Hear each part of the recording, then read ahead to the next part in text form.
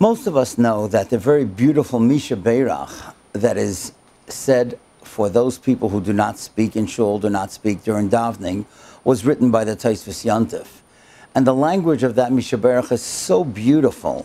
Not only does the Tosfos Yontif confer brachas on those people in this world and the next world, but he has a very beautiful expression that these people who are so careful not to speak in Shul, that Yira Zera Kosher Chayim V'Kayomim, they're going to see wonderful children that will live long and will give them nachas. And that's so beautiful. And I always think that when you hear a tefillah that someone made, it's so important to know, why was this tefillah made? Who made it? What's his background? And then I think that we'll get a deeper understanding of how important this tefillah is.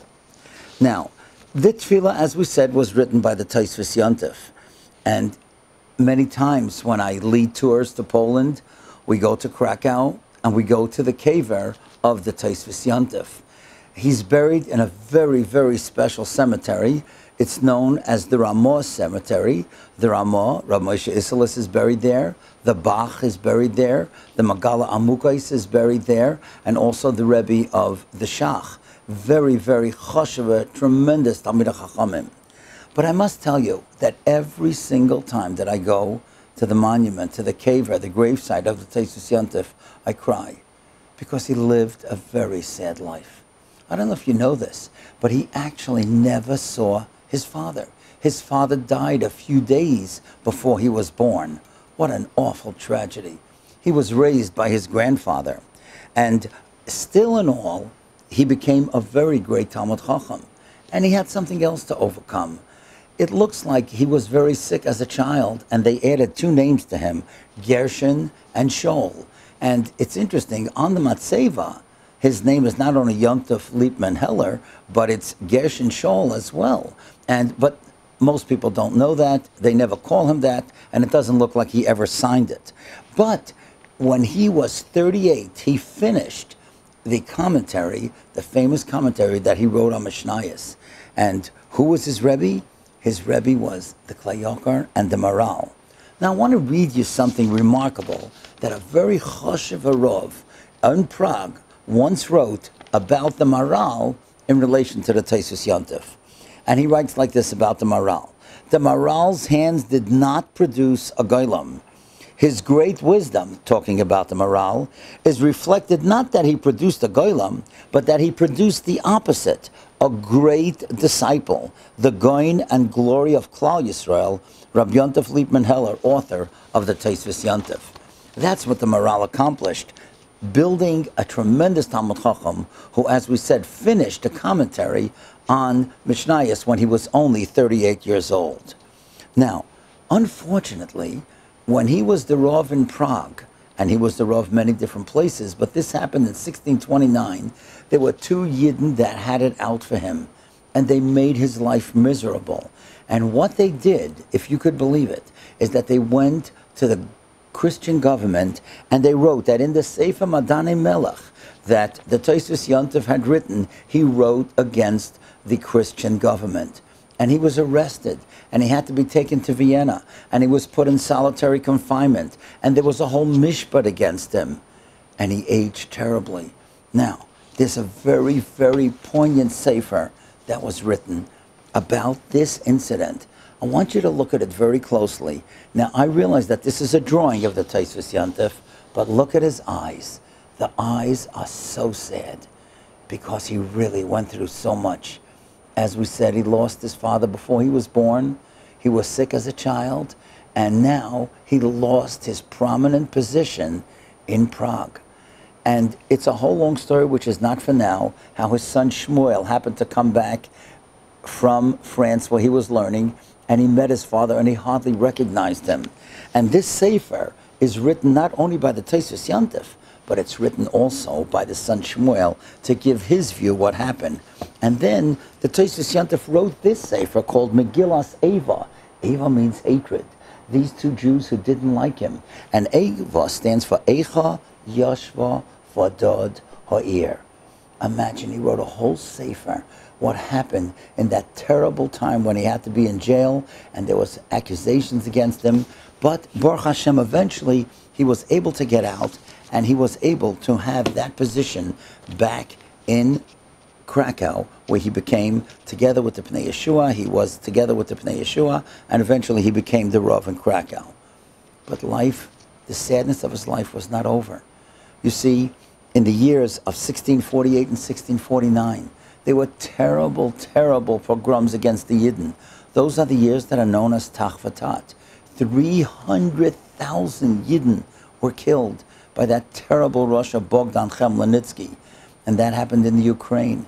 And afterwards, the Tosfos Yontif wrote the moving tefillah, Keil Molei Rachmim. Even those words, Keil Molei Rachmim, when you hear them, and especially when you hear them at a levaya or at a memorial service, and they're said poignantly and so slowly, you can know for sure that the one who wrote them with a broken heart, wrote them with a heart of contrition. He wrote them with a heart that was so close to Hashem. It's visualized in those words. And then he made a Shailas Chaloim. A Shailas Chaloim means that he was mispalel, that Hashem should come to him in a dream and tell him why Nebuch Jews suffered, and they suffered and 300,000 were killed. And you know what it's written in Svarim? It says that in the Shailas Chaloim, he was answered. Min HaShamayim onuloi, they answered him. B'shel hihasnagus shel kalos reish b'batei knesiyos. Because people were lackadaisical. People were not careful in the Kedusha of the Paysach Knesses. V'sichos b'shas tefillah, and talking during davening. And because of that disgrace that they dealt with every shul, which is really a Migdash Ma'at, that's what the Tosfos Yontif was answered. And that's when he made that very, very moving Misha Berach, that people should know and be careful. And if they are careful of not talking in shul and not desecrating the holiness of a shul, they would have tremendous brachas, as we said earlier. But I want to tell you something so amazing. We said before that his Rebbe was the Maral. And you know what the Maral teaches us? Something fabulous. Where does the word tefillah come from? And the Maral says that if you take a look in Bereshis Memches Pasuk Yud Aleph, Yaakov says to Yosef, Ra'oi fanecha loy filolti. I never even had the thought. Rashi says, Loy milani libi lachshev machshava. I never had the thought that I would see you again. So filolti is a thought process. Filolti is a thought process between two individuals. That's between Hashem and Klal Yisrael. That's between every person who davens. That's what tefillah is. It's a thought process. It's a conversation between the individual and Hashem. Imagine you have a thought process, you have a conversation, and somebody interrupts your conversation. The flow is lost. And even if you interrupt yourself, the flow is not the same. So when we come and we are being oisik in tefillah, that's a thought process. That's a connection that we make to Hashem. We cannot allow ourselves to be diverted from that thought process, and we cannot allow anybody else to divert us from that thought process, and we certainly don't want to cause anybody else to have a disruption in their conversation when they have with davening towards Hashem. And I'll tell you something very interesting. You know what the Shul stands for? Shul in Yiddish is spelled Shin Vav Hey Lamed, and I once heard that it stands for Shibchu V'Hoidu Lishmoi. We come to a shul to say thank you, to give praise to Hashem. Many people don't realize David HaMelech wrote Pischul Yisharei Tzedek Ovayvam Oideka. I'm going to come to shul, open up those gates, the gates of the Beis Medrash, the gates of Tefillah, the gates of the shul. Oideka. I'm going to say thank you to you. If you're saying thank you, you don't want to be interrupted. You can't interrupt when you're thanking someone. You're being grateful for everything that you have. And when you talk in shul and you cause others' conversation to start conversation with you, you're disrupting their flow of tefillah and their flow of thanks, and you're certainly interrupting yours. We don't want to do that, because when we have a conversation with Hashem, we want it to be straightforward and connect, so that we should be zeicha to all the brachas that the Tosfos Yontif spoke about. I just want to end with this amazing thing. You know, every time I go to the kever of the Tosfos Yontif, I tell people something that most people don't know. You know, there's a very famous sefer called Orchos Chaim LaRosh. The Rosh, the Rishon, took many halachas and many thoughts of Musar, and he put them down, and he wanted people to study them so that they would become better Yidden. You know something? The Tosfos Yontif took the Orchos Chaim L'Rosh and he divided it into 7 portions, 1 per day for a week. In other words, every day he divided it so that it would be in 7 sections: Sunday, Monday, Tuesday, Wednesday, Thursday, Friday, Shabbos. And every day, you wouldn't believe, he had the people in his shul say it before Baruch Shama while they were wearing their talis and tefillin. So it's very special. This Sefer and ArtScroll put out a translation. Here it is, Orchos Chaim of the Rosh. And of course, they also talk about how the Tosfos Yontif divided it in 7 days, so we'd say it every day of the week. Now, I just thought that I would take a look at this, and I know you're not going to believe it. You can't possibly know, but I am making this video on a Tuesday. So I figured, you know what? What would the Tosfos Yontif have said today in his shul, in Krakow or Prague or wherever he was? He would have said this part of the Tosfos Rosh, of the Orchos Chaim L'Rosh. And it's number 42 in the Sefer. Listen to this, you won't believe it, what he said on a Tuesday, what he wanted everybody to say every Tuesday. Erev Avoikev Etzerayim. In the evening, the morning, and the afternoon, Shemor ha'itim akvoyim l'tefillah. Be very careful that you keep the zmanim of tefillah. Upesach libcha sho'achas kodim atefillah. Open up your heart an hour, get ready to prepare for davening. V'hevazor shetiyah ma'asar rishonim. Be careful that you're among the first 10. And listen to this, Tuesday. V'al tadaber sicha b'tela b'Paysach knesses. Do not engage in idle talk in the shul. Could you believe it?